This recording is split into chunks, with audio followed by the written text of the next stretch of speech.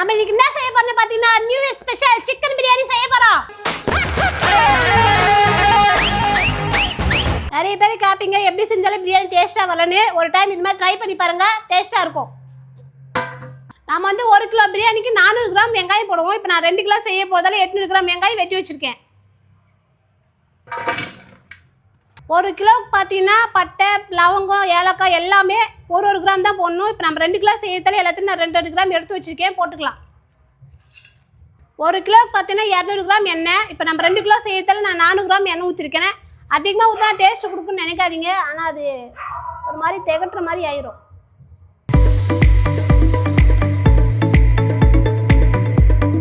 வெங்காயம் நல்லா வதங்கி ப்ரௌனாக வரணும், மெயினே இதுதான். அப்போ தான் பிரியாணி நல்லா டேஸ்ட்டு கொடுக்கும், சீக்கிரம் கெட்டு போகாது. வெங்காயம் நல்லா வதங்கி ப்ரௌன் கலரில் வந்துருச்சு. இப்போ நம்ம தக்காளி போட்டுக்கலாம். 1 கிலோ வந்து 300 கிராம் தக்காளி, நம்ம 2 கிலோ செய்யறதால 600 கிராம் தக்காளி வெட்டி வச்சுருக்கோம், போட்டுக்கலாம்.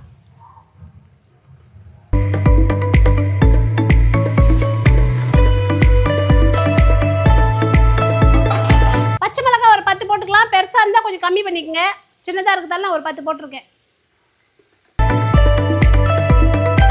தக்காளி வதங்கிறதுக்கு தேவையான உப்பு, இஞ்சி பூண்டு பேஸ்ட் ஒரு 5 ஸ்பூன் எடுத்து வச்சிருக்கிறேன்.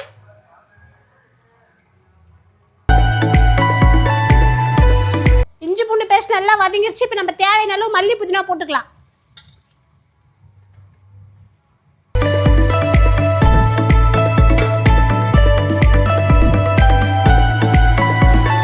ஒரு கிலோ அரிசிக்கு 1 கிலோ சிக்கன் போட்டால் கரெக்டாக இருக்கும். இப்போ நம்ம சிக்கன் கொஞ்சம் அதிகமாக போட்டிருக்கோம், 3 கிலோ சிக்கன் 2 கிலோ அரிசிக்கு. இஞ்சி பூண்டு பேஸ்ட் நல்லா வதங்கிடுச்சு. இப்போ நம்ம சிக்கன் போட்டு வதக்கலாம்.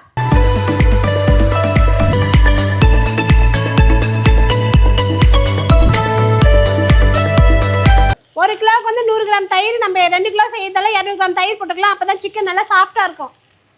அதிகமாக போட்டிங்கன்னா பிரியாணி புளிப்பாயிரும்.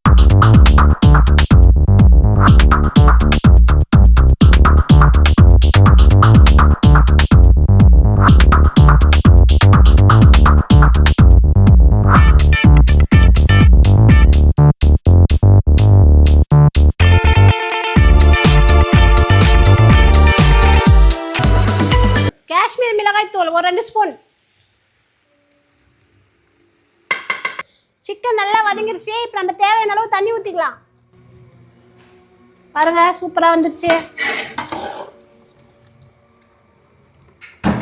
மசாலா சிக்கன் எல்லாம் கரெக்டாக இருக்கு.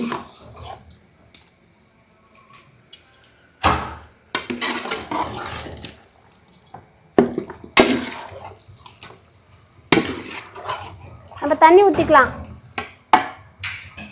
2 கிலோ அரிசிக்கு தேவையான அளவு தண்ணி ஊற்றிக்கலாம்.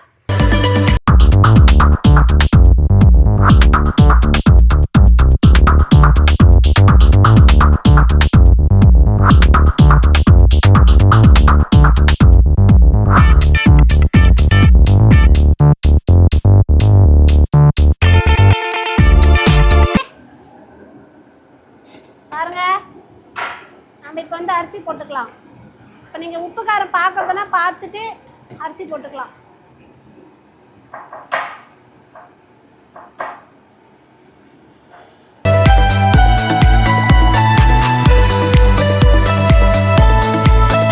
அரிசி போட்டுக்கலாம்.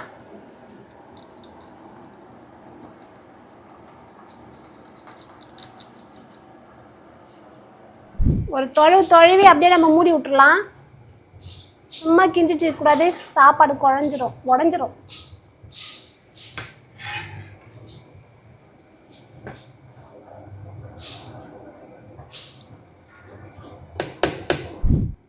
ஒரு 5 நிமிஷம் அப்படியே மூடி வைக்கலாம். எப்படி இருக்குன்னு பார்க்கலாம்.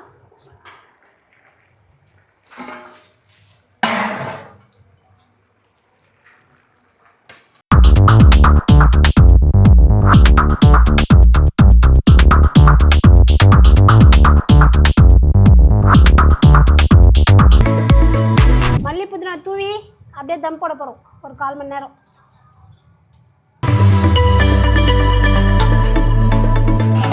கால் மணி நேரம் ஆயிடுச்சு. நம்ம பிரியாணி எப்படி வந்துருச்சுன்னு பார்க்கலாம். வாவ்.